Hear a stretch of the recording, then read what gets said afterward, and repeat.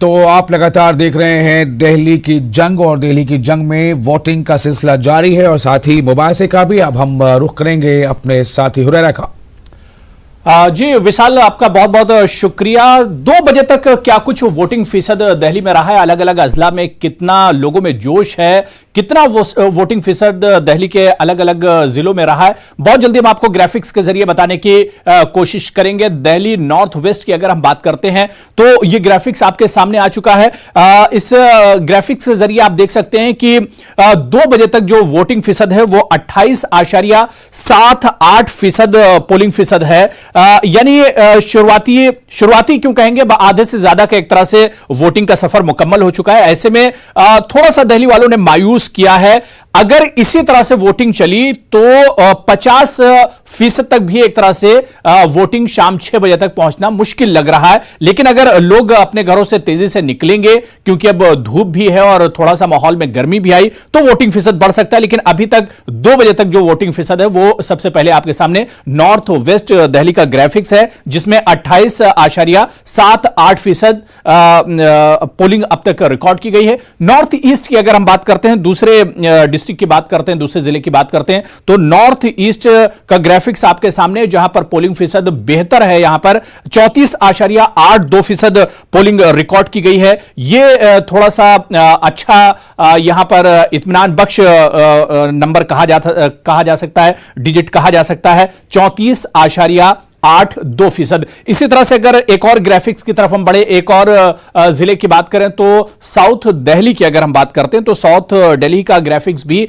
आपके सामने, जहां पर 26.71% वोटिंग अब तक रिकॉर्ड की गई है। थोड़ा सा साउथ के लोगों ने मायूस किया है, साउथ दिल्ली के वोटर्स ने, क्योंकि यहां पर शुरुआती 6 घंटों की अगर हम बात करें तो उसमें यह वोटिंग एक तरह से कम है। एक और ग्राफिक्स की तरफ हम बढ़ेंगे, जहां पर ये सेंट्रल दिल्ली की हम बात करते हैं। जी हां, सेंट्रल दिल्ली में भी थोड़ा सा मायूसकुन फिगर है, क्योंकि पिछले 6 घंटे में जो वोटिंग रिकॉर्ड की गई, वोटिंग जो फीसद है वो 25.63% है। थोड़ा सा मायूसकुन इसे जरूर कहेंगे, लेकिन उम्मीद की जा सकती है कि सेंट्रल दिल्ली के लोग घरों से निकलेंगे और शाम 6 बजे तक इस वोटिंग की जो स्पीड है वो बढ़ेगी और वोटिंग फीसद में भी इजाफा होगा। इसके अलावा साउथ वेस्ट की अगर हम बात करते हैं तो साउथ वेस्ट का भी ग्राफिक्स आपके सामने, इसे भी हम बताने की कोशिश करेंगे। साउथ वेस्ट में 23.25% वोटिंग रिकॉर्ड की गई है दोपहर 2 बजे तक। यहां पर ज्यादा मायूसी दिख रही है। तो साउथ वेस्ट के लोग, अगर अब तक आप लोग जागे नहीं तो अब फौरन, क्योंकि अब तो सर्दी जरूर है दिल्ली में, लेकिन अब गर्मी आ चुकी है माहौल में और इंतखाबी दौर चल रहा है। जमहूरियत का जश्न बार बार आपको नहीं मिलने वाला है। ऐसे में आप अपने घरों से निकलिए, क्योंकि दिल्ली में सबसे खराब जो फिगर है, जो सबसे कम फीसद है, वो एक तरह से साउथ वेस्ट का ही दिख रहा है। इसके अलावा एक और जिले का हम रुख करेंगे। एक और ग्राफिक्स आपके सामने है ईस्ट दिल्ली का। ईस्ट दिल्ली की अगर हम बात करते हैं तो यहां पर 31.31% अब तक वोटिंग रिकॉर्ड की गई है। वोटिंग जो फीसद है वो 31.31% है। बहुत शानदार यहां का ये परसेंटेज कहा जा सकता है, और अगर इसी रफ्तार में चलते रहे तो ईस्ट दिल्ली की जो फीसद है वो सबसे शानदार दिल्ली में एक तरह से अभी तक दिख रही है।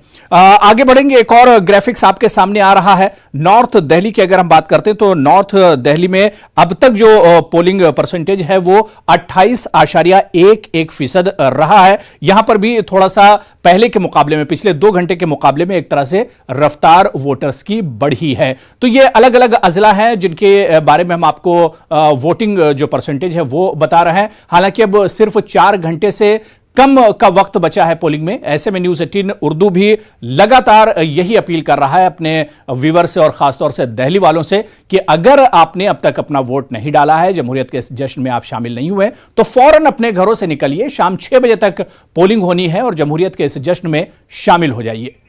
चलिए अब नई दिल्ली का भी ग्राफिक्स के जरिए हम देख लेते हैं क्या कुछ हालचाल है, क्या कुछ वोटिंग फीसद है। नई दिल्ली का ग्राफिक्स आपके सामने है जहां पर 24.13% वोटिंग रिकॉर्ड की गई है। 24.13%, थोड़ा मायूस करने वाला ये फीसद जरूर है, ये परसेंटेज जरूर है, लेकिन उम्मीद करते हैं कि जैसे जैसे दिन और बढ़ेगा, अभी 4 घंटे से कम का वक्त बचा हुआ है, ऐसे में न्यू दिल्ली के लोग भी अपने घरों से निकलकर पोलिंग बूथ पर पहुंचेंगे और इस परसेंटेज को और बढ़ाएंगे। शाहदरा की भी हम चलिए बात कर लेते हैं, बहुत अहम है ये जिला भी, आम आदमी पार्टी के लिए भी और बीजेपी के लिए भी। शाहदरा की अगर हम बात करते हैं तो यहां पर 32.03% वोटिंग रिकॉर्ड की गई है। वोटिंग परसेंटेज बहुत शानदार है शाहदरा का, 32.03%। मतलब दिल्ली में जितने अजला हैं, जो अलग अलग हमने आपको ग्राफिक्स दिखाए अलग अलग अजला के, उनमें शाहदरा का वोटिंग परसेंटेज सबसे शानदार अभी तक है। तो लगातार हमारी नजर बनी हुई है, हर 2 घंटे में जो भी वोटिंग फीसद आएगा वो हम आप तक पहुंचाते रहेंगे। एक और ग्राफिक्स देखिए हमारे सामने आ गया है साउथ ईस्ट की। अगर हम बात करते हैं साउथ ईस्ट में अब तक अगर हम वोटिंग फीसद की बात करें तो यहां पर 24.35% वोटिंग फीसद है। थोड़ा सा हालांकि मायूस करने वाला जरूर है, लेकिन क्योंकि अभी भी 4 घंटे या 3 घंटे से ज्यादा का वक्त बचा हुआ है, ऐसे में अगर साउथ ईस्ट के लोग अपने घरों से निकलते हैं तो ये जो परसेंटेज है, जो फीसद है, इसमें इजाफा हो सकता है। तो कुल मिलाकर ये अलग अलग अजला के वोटिंग परसेंटेज और फीसद था जो हम आप तक पहुंचा रहे थे। लगातार न्यूज़ 18 उर्दू की नजर बनी हुई है, जैसे जैसे अपडेट आएगा हम सबसे पहले आप तक पहुंचाते रहेंगे। चलिए सीधे स्टूडियो चलते हैं विशाल के पास। बहुत शुक्रिया अबू हुरैरा आपका इतनी तफसील से जानकारी देने के लिए हमारे नाजरीन को। और जाहिर है मैंने भी बहुत कुछ इससे सीखा है, कुछ आंकड़े थे जो रिवीजन हो गए। और हम बता दें अपने नाज़रीन को कि हमारे साथ 3 खास मेहमान मौजूद हैं। हमारे साथ डॉक्टर अमित सिंह हैं, बहैसियत पॉलिटिकल एनालिस्ट, और हमारे साथ सलमान निज़ामी हैं कांग्रेस से, और साथ ही मीर विरासत बाकरी हैं, बीजेपी की नुमाइंदगी कर रहे हैं। तो हम सीधे रुख करेंगे। और सलमान निज़ामी साहब, मेरा सवाल पहला आपसे यही होगा कि अभी कुछ देर पहले हमने ये सवाल किया था अपने मेहमानों से, तो उन्होंने ये कहा था कि 3 ऑप्शन है। अब मैंने सवाल उठाया था कि 3 ऑप्शन है दिल्ली के आवाम के पास, जैसे हम करते हैं ना टिक वन ऑफ देम, तो 3 ऑप्शन है। एक तो ये है कि या तो आप आम आदमी पार्टी जिन्होंने 5 साल हुकूमत की, आप उनको परफॉर्मेंस की रिपोर्ट पर हाँ या ना कह दें। दूसरी है बीजेपी, आप उन्हें हाँ या ना कह दें। तीसरी है कांग्रेस, आप उन्हें हाँ या ना कह दें। आप कांग्रेस को कहाँ देख रहे हैं इस ऑप्शन में? देखिए, पिछले इलेक्शन के मुकाबले काफ़ी इम्प्रूवमेंट है। अगर आप देखें जो कांग्रेस इस वक्त मैदान में है, चाहे मीडिया रिपोर्ट्स भी हों, चाहे आप उसको कितना भी नज़रअंदाज करें, लेकिन हकीकत ये है कि कांग्रेस जो है बराबर की रेस में है। क्योंकि सबसे बड़ा मुद्दा जो है दिल्ली के चुनाव में आम आदमी और कांग्रेस का ये है कि कांग्रेस ने कितने काम किए और आम आदमी ने कितने काम किए। बीजेपी तो मुझे लगता है कि पिक्चर में नहीं है। अच्छा। अब बीजेपी इतनी बौखला गई, क्योंकि आपने ही एनालिसिस किया था, मैं आपके चरण में पहले भी बैठा था, कि BJP is nowhere in the picture in Delhi polls. तो जब इन्होंने शाहीन बाग का मुद्दा निकाला, जब इन्होंने गोली मारने की बात की, जब इन्होंने बटन दबाने की बात की, शाहीन बाग को हिंदू मुस्लिम में ये तब्दील करने की बात की, क्योंकि भाजपा जो है बिल्कुल सीन में थी नहीं। तो इनका पूरे मुल्क में इतने सालों से मेन मकसद ये रहा कि आप इनसे नौकरियों की बात करें, ये जवाब नहीं देंगे। आप इनसे बेरोजगारी की बात करें, उस पर जवाब नहीं देंगे। इंफ्रास्ट्रक्चर की बात करें, डेवलपमेंट की बात करें, किसानों को कंपनसेशन देने की बात करें, किसी मुद्दे पे ये बात नहीं करेंगे। इनके पास आखिर में ये आता है पाकिस्तान, कश्मीर, हिंदू मुस्लिम, मंदिर मस्जिद, यही मुद्दों पे ये बात करेंगे। तो इससे आप साफ जाहिर होता है कि बीजेपी कहीं थी नहीं। और अगर ये प्रवोक भी कर रहे हैं, कम्युनलाइज भी करना चाहते हैं, चाहे मंदिर को बीच में ला रहे हैं, जो आपने देखा महाराष्ट्र के चुनाव में, हरियाणा में देखा आपने इनकी हालत क्या थी, जबरदस्ती इनको अलायंस करना पड़ा और पैसे देके सरकार बनानी पड़ी। महाराष्ट्र में कोशिश की थी, वहां फेल हो गए। और झारखंड में हमने किस तरीके से परफॉर्म किया कांग्रेस ने, वहां भी इन्होंने पाकिस्तान, हिंदू मुस्लिम, राम मंदिर को लाने की कोशिश की थी। लेकिन दिल्ली की जनता जो है वो काबिल जनता है। लाइक माइंडेड पार्टियों के साथ अलायंस किया था, आप वहां जेएमएम के साथ आप अलायंस किया, आपने वहां आरजेडी को अपने साथ जोड़ा। तो ये अलायंस क्या एक ऑप्शन हो सकता था आम आदमी पार्टी के साथ जाने का, या फिर ये कि आम आदमी पार्टी ने ऐसी किसी पेशरफ्त से इनकार कर दिया।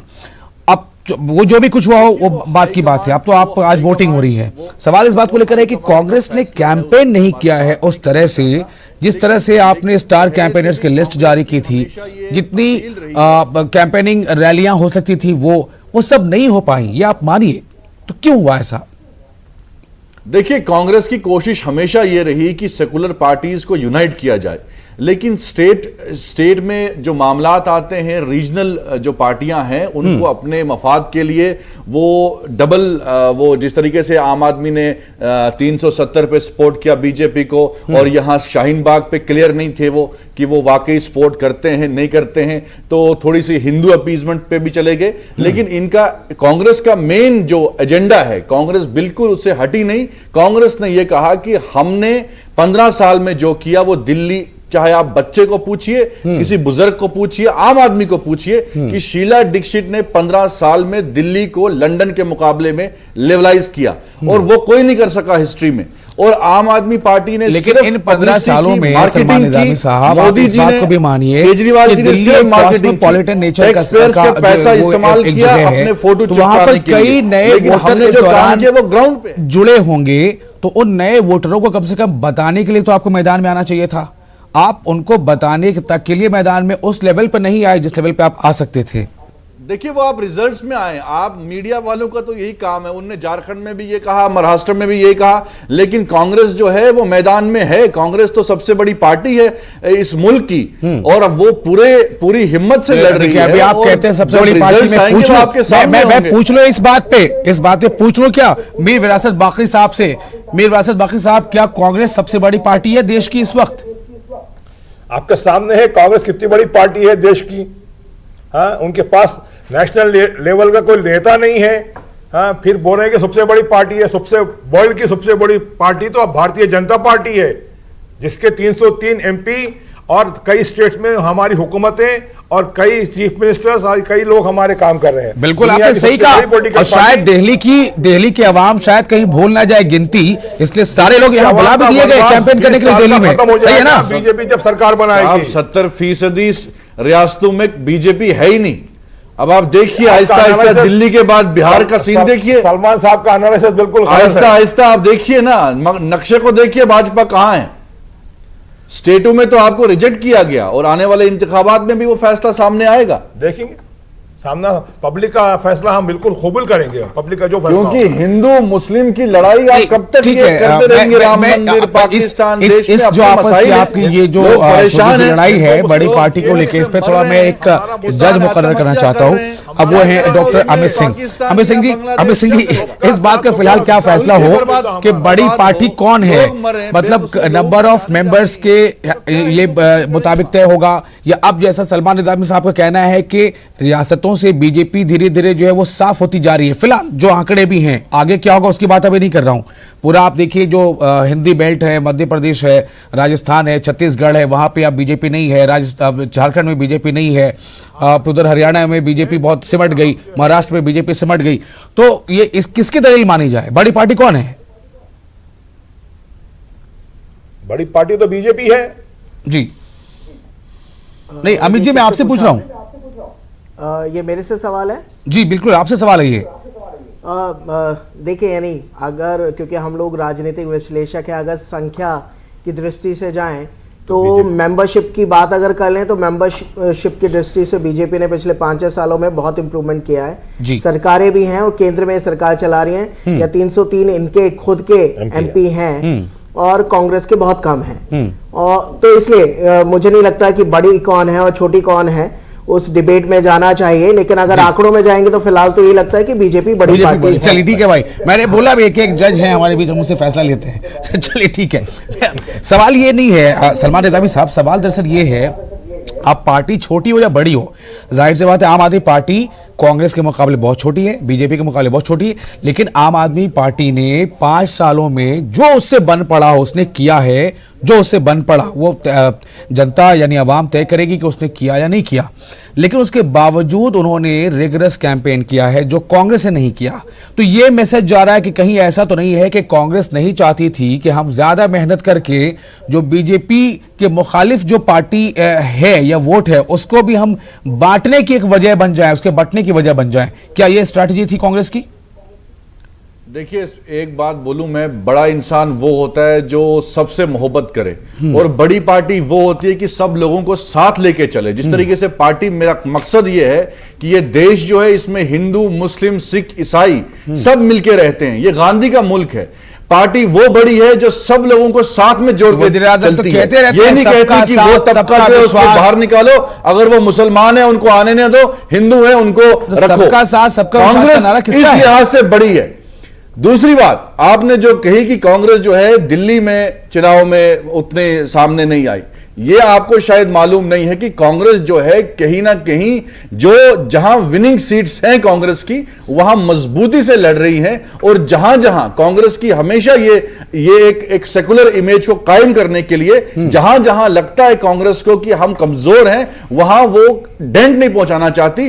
और कांग्रेस ने पूरी तरीके से, जैसे आपने महाराष्ट्र में हमने अलायंस किया, शिवसेना के साथ अलायंस किया, जो आइडियोलॉजिकली भी हमारे साथ जो है थोड़े उनके फर्क था, लेकिन हमें उनके साथ मिलना पड़ा क्योंकि बात जो है देश को बचाने की है, मुल्क को बचाने की है, कि एक खास तबके को जब टारगेट किया जा रहा है। मुझे जवाब मिल गया, मुझे जवाब मिल गया। मैं समझता हूं कि नाज़रीन को जवाब मिल चुका है। इसलिए कांग्रेस अगर थोड़ा सुस्त रही है कैंपेन में तो क्यों रही है? वैसे इसमें कोई दो राय नहीं है, सब लोग जो हैं एक हो, इसमें कोई दो राय नहीं है कि कांग्रेस के पास देश को बचाया जाए। बिल्कुल बिल्कुल, कांग्रेस के पास खोने को इस बार कुछ तो है नहीं। मतलब अगर आप इन टर्म्स ऑफ हुकूमत तो बर्बाद कर रही है ना, अमित जी, हुकूमत के लोग कह रहे हैं कि गोली मारो देश के लोगों। मैं क्या कह रहा हूं कि कांग्रेस के पास जो पाकिस्तान जाते हैं गद्दार लोग वो लोग हैं जो सावरकर के साथ और जिन्ना के साथ मिलकर देश के टुकड़े करवाना चाहते हैं। गद्दार वो लोग हैं। क्या इंदिरा गांधी गद्दार थी जिसने पाकिस्तान के 2 टुकड़े किए और शहादत दी?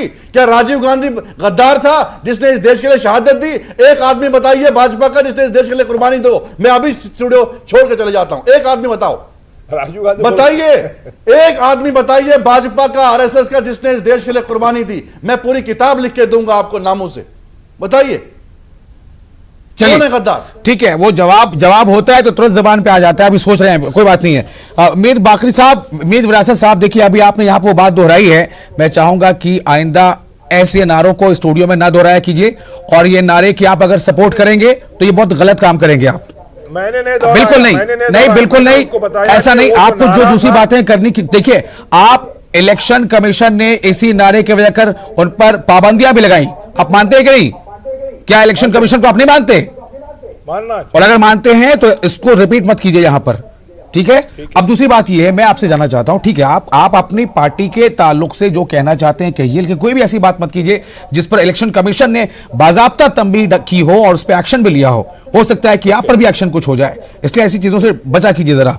मैं आपसे ये जानना चाह रहा हूं कि बीजेपी किन बुनियादों पर दिल्ली का चुनाव जीत सकती है, ऐसे मुझे 3-4 पॉइंट बताइए मीर बाकरी साहब।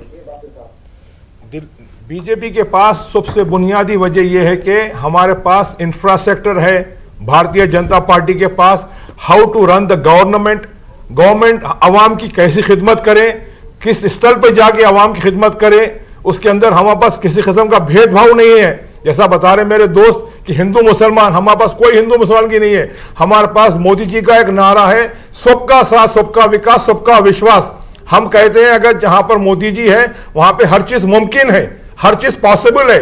हमको कोई चीज के लिए पीछे हटना नहीं है। आवाम की काम करने के लिए आवाम के दरवाजे तक जाके हम काम करेंगे, खटका मार के काम करेंगे। आपकी क्या परेशानी है बताइए, आपको हम क्या कर सकते हैं हमारी तरफ से बताइए।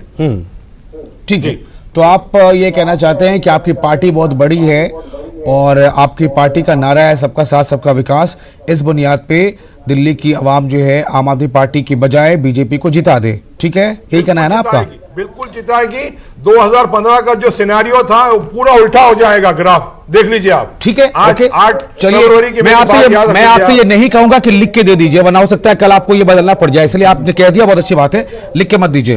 अमित जी, मैं आपसे जानना चाहता हूं कि ये जो तर्क दे रहे हैं कि बड़ा इंफ्रास्ट्रक्चर और ये नारा सबका साथ सबका विकास, क्या आप मुझे ये बताइए, दिल्ली की इतराज है क्या कुछ? डॉक्टर अमित जी, क्या दिल्ली की जनता को हम ये समझते हैं कि वो सिर्फ नारे पर यकीन करके वोटिंग करेगी, चाहे जिसका भी नारा हो, चाहे वो कांग्रेस का दिया हुआ नारा हो, चाहे आम आदमी पार्टी का नारा हो या बीजेपी का नारा हो?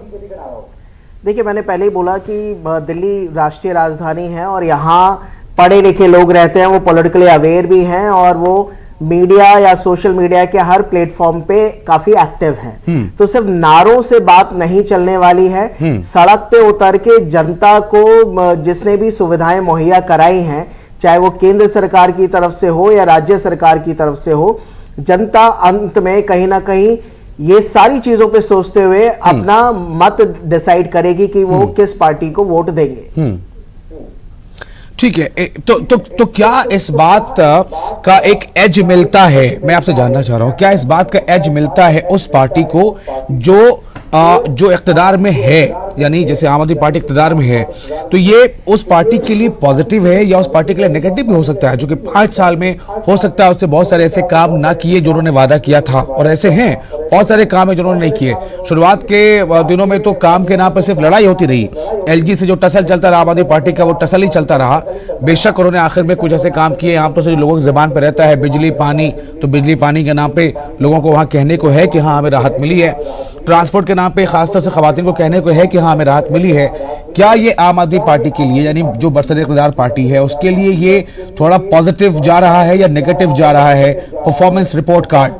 डॉक्टर अमित, देखिए, इसमें ये बात तय है कि पिछले 4.5 साल में आम आदमी पार्टी यही बोलती रही कि मोदी जी हमें काम करने नहीं दे रहे, और जब चुनाव नजदीक आया तो 6 महीना पहले उन्होंने जो मुफ्त की बरसात की, उसकी वजह से कोई डाउट नहीं है कि आम आदमी पार्टी को थोड़ा सा एज है, क्योंकि आज काफी लोग ऐसे हैं जिनको फ्री बिजली, फ्री पानी या फ्री बस में सफर मिलने से वो लोग खुश हैं। अगर आम आदमी पार्टी ये मुफ्त में बरसात नहीं करती तो शायद वो बैकफुट पे और ज्यादा होती और दिल्ली के चुनाव से वो हो सकता है बहुत पीछे छूट जाती।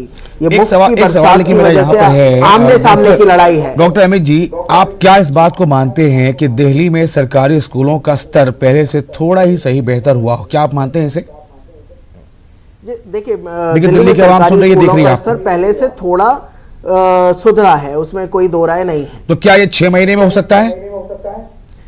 देखिए, उसमें जो बात आई है, क्योंकि अगर आपने भी ऐसा बोला, मेरा सवाल है सीधा, क्या ये 6 महीने मुमकिन है? आपने भी कहा कि आखिर के 6 महीने काम किया है, शिक्षा पे कम से कम आम आदमी पार्टी ने आखिर के 6 महीने में काम नहीं किया, बल्कि वो काफी पहले से काम कर रही है। बोला था कि हम 200 स्कूल भी खोलेंगे, हम 20 नए कॉलेज भी खोलेंगे। मैं दिल्ली विश्वविद्यालय में पढ़ाता हूँ और मेरे घर के रेडियस में 3 मोहल्ला क्लिनिक हैं जो आज तक बंद पड़े हैं। नहीं, मेरा सवाल नहीं था जी, मेरा सवाल ये है, मैं तो कह ही रहा हूं आपसे, मैं तो वही कह रहा हूं कि ये आवाम को तय करना है, और क्या ये बीजेपी के, आम आदमी पार्टी के लिए मुश्किल है? लेकिन मेरा सिर्फ आपसे ये कहना था कि 6 महीने आखिर में नहीं, ये ऐसा नहीं है शायद, क्योंकि शिक्षा पे अगर काम हुआ है तो 6 महीने से नहीं, वो पिछले करीब 2-2.5 साल से काम हो रहा होगा। सलमान निजामी साहब, मैं आपसे जानना चाहता हूं कि आम आदमी पार्टी को आप अपने मुकाबले में मानते हैं अभी फिलहाल, या फिर बीजेपी को? मुझे खुलकर ये कहने दीजिए, या तो आप उसका जवाब मुझे दे दीजिए ताकि मैं सेटिस्फाई हो जाऊं। आप सरकार बनाने की पोजीशन में तो नहीं आ रहे हैं सलमान निजामी साहब, तो ऐसे में आपको क्या लगता है बड़ी अड़चन कौन बन के सामने आ रहा है सरकार बनाने की राह में, आम आदमी पार्टी या बीजेपी? देखिए, बीजेपी का तो सवाल ही नहीं पैदा होता है, लेकिन आम आदमी पार्टी के साथ पहले भी हमने, जैसे आपने देखा होगा पिछले चुनाव में सपोर्ट दिया था, लेकिन जब सेकुलर पार्टीज जो हैं अगर यूनाइट होना चाहती हैं, वो हाईकमांड का फैसला है कि चुनावी नतीजे सामने आएंगे उसके बाद फैसला हो।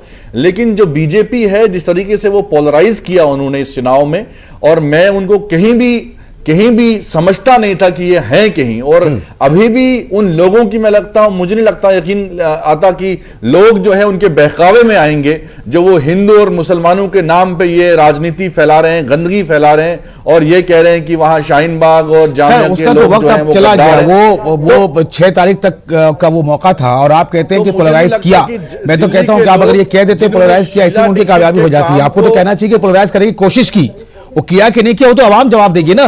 वो तो आवाम जवाब देगी कि पोलराइज अगर हो गया तो उनके फेवरेट रिजल्ट चला जाएगा शायद, और नहीं हुआ तो फिर अब देखेंगे। कार्रवाई भी की उन्होंने, किया जी। देश के होम मिनिस्टर ने स्टेटमेंट दिया कि अगर आप बटन ऐसा दबाइए कि करंट शाहीन बाग में लगे, तो उन महिलाओं के लिए बोला जिन महिलाओं को मोदी जी ने कहा कि ये मुसलमान महिलाएं मेरी बहनें। क्या एक भाई अपनी बहनों को बोलेगा कि उनको करंट लगना चाहिए चुनाव में? नहीं, करंट का मतलब क्या था ये तो शायद मीर विरासत बाकरी बता पाएंगे सही से। मीर विरासत बाकरी साहब आपके पार्टी के बड़े नेता और देश के जो मुल्क के वज़ीर दाखिला हैं, उन्होंने जो बयान दिया था उसमें करंट का मतलब क्या था, जरा इसकी वजाहत करेंगे? सवाल दोबारा पूछिए आप। करंट का मतलब क्या था, क्या इसकी वजाहत करेंगे आप? करंट का मतलब क्या था? जो 200 यूनिट दे रही है आम आदमी पार्टी जी। जी नहीं वो करंट का मुस्कुराइए मतलब- मत। मेरा सवाल आपसे ये है कि वज़ीर दाखिला ने, अमित शाह ने जब कहा कि ऐसा बटन दबाइए कि करंट शाहीन बाग तक पहुंचे, क्या मतलब था इसका? शाहीन बाग तक नहीं, सारे हिंदुस्तान में पहुंचेगा करंट नहीं, का उन्होंने मतलब। सारा हिंदुस्तान नहीं बोला था, आपने सुना नहीं शायद। फिर मैंने सुना है, क्या बोला था उन्होंने? बटन ऐसे दबाइए जिसका पावर जो है सारे हिंदुस्तान में पहुंचे, हर जगह बीजेपी। डॉक्टर अमित जी क्या यही बोला था? बोला उन्होंने, जो महिलाएं वहां बैठी हैं उनको करंट लगना चाहिए। डॉक्टर अमित जी क्या मीर विरासत जो बोल रहे हैं यही बोला था? देखिए जहां तक मेरी समझ है वो एक राजनीतिक करंट। नहीं, मैं उस पर नहीं जा रहा हूं। मैंने पूछ रहा है, मेरा सवाल सीधा है, क्या यही बोला था? देखिए वो बयान मैंने पूरी तरह से सुना नहीं है, लेकिन अगर यही बयान उन्होंने दिया है तो उसका मतलब राजनीतिक करंट से होता है। राजनीतिक मतलब तो है ही, वो तो सब कुछ जान रहे हैं राजनीतिक है, तो मतलब वो राजनीतिक ही है। पॉलिटिकल इशू था वो। अच्छा मीर विरासत साहब आप तो बोलिए मत, जब आप सीधी सीधी बात नहीं कर सकते, आप बताइए तो क्या बोला था? को बेइज्जत करना था, नहीं, कोई उन बहनों को बेइज्जत करना था, जब वो इन बहनों को नीलाम करना था। और हमारे हिंदुस्तान के होम मिनिस्टर ने किया। उनको शर्म आनी चाहिए, उन पे कार्रवाई होनी चाहिए, उनको माफी मांगनी चाहिए। उन बहनों को उन्होंने किस तरीके से कहा कि उनको करंट लगना चाहिए, क्या वो ये शब्द अपनी मां बहन के लिए इस्तेमाल करेंगे? हिंदुस्तान की हर औरत हमारी मां बहन है, चाहे अमित शाह की बहन हो या मोदी साहब की बहन हो। अगर आप इसको मानते, आप वो शब्द इस्तेमाल नहीं करते। All Indians my brothers and sisters आप पढ़ते हैं डेली। आप बोलिए अमित शाह जी को कि माफी मांगिए उन माओ और बहनों को जो वहां कड़ी ठंड में पूरी रात गुजारते हैं, आपके जो कानून आए हैं आपके, उसकी वजह से। और उनको बोलते हैं आपकी करंट लगना चाहिए। को पहले कौन भाई ऐसा बोलता है? कौन मर्द औरत को ऐसा बोलता है? आपको शर्म आनी चाहिए। आप पहले कानून को पढ़िए, बाद में कानून की खिलाफ वर्जी करिए। साहब कानून को पढ़ेंगे हम, वो हमारा हक है। एहतिजाज करना भी हमारा हक है। कॉन्स्टिट्यूशन ऑफ इंडिया कहता है। आपने आर्टिकल 14 को, आप बताइए आर्टिकल 14 क्या है? आज बताइए आर्टिकल 14 क्या है? 14 आपको बोलिए, नहीं आज बोलिए। जो 303 आप डिबेट में आइए ना, आप आए हैं, मैं अनपढ़ हूं, मैं अनपढ़ हूं, मुझे नहीं मालूम आर्टिकल 14 क्या बोलता है। बोलिए आर्टिकल 14। आप कॉन्स्टिट्यूशन को मानते हैं? बिल्कुल मानते हैं। बोलिए आर्टिकल 14 क्या है? आर्टिकल 14 के हमारे पार्लियामेंटियन को नहीं मालूम है। आप बोलिए ना, आप भाजपा को रिप्रेजेंट कर रहे हैं, बोलिए। मैं बता रहा हूं, 4 लफ्ज बोलिए पहले। मैं बता रहा हूं ना, मैं आगे नहीं बढ़ूंगा। बोलिए 14, आर्टिकल 14 क्या है? आर्टिकल 14 को जो हम आर्टिकल 14 क्या है? क्या है मतलब? आपको खुद मालूम नहीं आर्टिकल 14 क्या है? क्या है बोलिए? हमें क्या समझाएंगे? नहीं, अगर मुझे मालूम हो तो मैं आपसे पूछ रहा हूं। हमारे 303 विधायक उसके ऊपर। अरे साहब आर्टिकल 14 क्या है? पार्लियामेंट के अंदर आज डिबेट इस पर होना चाहिए। ये कहते हैं हमें मिसलीड कर रहे हैं, हम मिसलीड हो रहे हैं, हमें मालूम नहीं, हम अनपढ़ हैं, विरासत बाकरी साहब और आप बताओ आर्टिकल 14 क्या है? सलमान निजामी साहब अब रहने दीजिए सवाल जवाब को। आप आर्टिकल 14 आप सब लोग जानते हैं, ठीक है, वो नहीं बताना चाहते हैं किसी वजह से, बाद में बता देंगे। आप बाहर इनको मालूम ही नहीं है आर्टिकल 14 क्या है? नहीं, रहने दीजिए, कॉन्स्टिट्यूशन ऑफ इंडिया पढ़ा ही नहीं है। ठीक है, ऐसा नहीं हो सकता आप बाद में अकेले बताना चाहते हो, रहने दीजिए उनको। इन्होंने पढ़ा नहीं है कॉन्स्टिट्यूशन ऑफ इंडिया। ठीक है, आपको बताएंगे हम कानून मैं आपको पढ़ाता हूं, बोलना आप अपने भाजपा के। आर्टिकल 14 कहता है राइट टू इक्वलिटी, कि हर एक मजहब के आदमी को पूरा हक पे दर्जा दिया जाएगा। आपने उसको वायलेट किया। सीए और एनआरसी को लाके है। आप सिर्फ कहते अच्छा, हैं कि थोड़ा हम लोग हम एलो तो- करेंगे, मुसलमान ये हो गया संविधान की बात हमने कर ली। आर्टिकल सलमान 14 साहब, of the constitution of India. Salman साहब, आपको मैंने हम सबक allow सिखाया कर आज, रहे हैं। आप अपने भाजपा वालों को पढ़ाइए ये। सलमान निजामी साहब, आपको जहाँ के मालूम हिंदुओं नहीं को है हम आर्टिकल allow कर रहे 14 हैं, क्या है, वो खुद इस्लामिक क्योंकि देश है। आपको कॉन्स्टिट्यूशन ऑफ इंडिया का मालूम नहीं है, कॉन्स्टिट्यूशन ऑफ इंडिया है क्या। पाकिस्तान और चलिए अब हमें यहाँ पे एक छोटा सा ब्रेक लेना पड़ेगा। हमारे मेहमानों से अपील है, एक छोटा सा ब्रेक ले रहे हैं प्लीज, छोटा सा ब्रेक नाज़रीन, छोटा सा ब्रेक, जल्द हाजिर होते हैं।